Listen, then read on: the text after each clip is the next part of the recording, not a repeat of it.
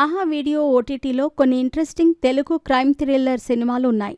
వీటిలో కొన్ని నేరుగా తెలుగులో వచ్చినవి కాగా మరికొన్ని వివిధ భాషల రీమేక్స్ లేదా డబ్బింగ్ వర్షన్స్.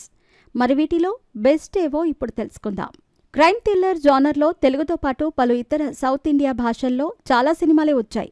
వాటిలో కొన్ని ఆహా వీడియో ఓటీటీలో ఉన్నాయి. దీంతో పాటు మలయాళం, కన్నడ, తమిళం డబ్బింగ్ రీమేక్స్ కూడా ఈ ఓటీటీలో చూడొచ్చు. వీటిలో బెస్ట్ అనిపించే టాప్ క్రైమ్ థ్రిల్లర్ సినిమాలేంటో ఇప్పుడు తెలుసుకుందాం. మలయాళం మూవీ రేఖా చిత్రం తెలుగు వర్షన్ ఈ ఆహా వీడియో ఓటీటీలో ఉంది. 40 ఏళ్ల కిందటి ఓ మర్డర్ కేసును ఛేదించే పోలీస్ ఆఫీసర్ చుట్టూ తిరిగే స్టోరీ ఇది. ఆ చనిపోయింది ఒక అమ్మాయి కావటంతో ఆమె ఎవరు, ఆమెను చంపిన వాళ్లలో ప్రధాన నిందితుడెవరు, అతన్ని ఎలా పట్టుకున్నారన్నది ఈ క్రైమ్ ఇన్వెస్టిగేషన్ థ్రిల్లర్ మూవీలో చూడొచ్చు. తర్వాత సత్యదేవ్ నటించిన జీబ్రా చిత్రం గతేడాది నవంబర్ 22న రిలీజ్ కాగా డిసెంబర్ 20 నుంచి ఆహా వీడియో ఓటీటీలో స్ట్రీమింగ్ అవుతోంది. జీబ్రా మూవీకి ఈశ్వర్ కార్తిక్ దర్శకత్వం వహించాడు. ఇందులో సత్యదేవ్ బ్యాంక్ ఉద్యోగిగా నటించాడు. బ్యాంక్ అకౌంట్లో పొరపాటున పడిన 5 కోట్లు, దాని చుట్టే ఈ మూవీ కథంతా తిరుగుతుంది.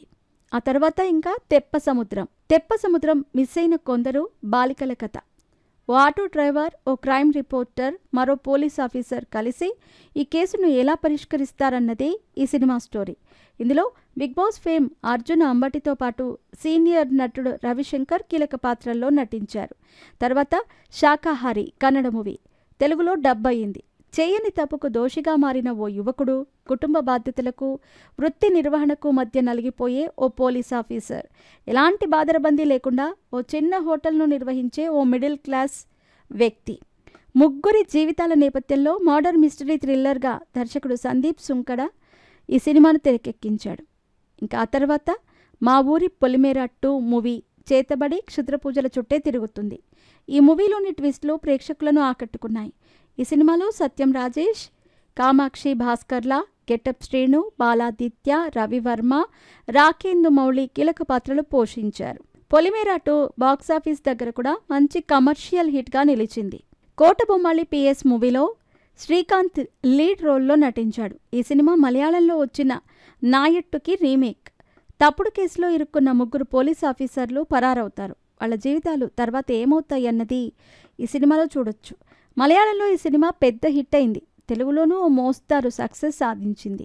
ఇక ఆ తర్వాత my name is Shruti human organs trafficking అనే కాన్సెప్ట్తో యశోద, టెడ్డీతో పాటు తెలుగు, తమిళ భాషల్లో చాలా సినిమాలు వచ్చాయి. కానీ ఆ సినిమాకు పూర్తి భిన్నంగా స్కిన్ ట్రేడింగ్ అండ్ గ్రాఫ్టింగ్ అనే పాయింట్తో దర్శకుడు Srinivas Omkar my name is Shruti కథను రాసుకున్నాడు. ఈ కొత్త పాయింట్కి మర్డర్ మిస్టరీ బ్యాక్డ్రాప్ని జోడించి ఈ సినిమాను తెరకెక్కించాడు. ఇందులో హన్సిక లీడ్ రోల్లో నటించింది.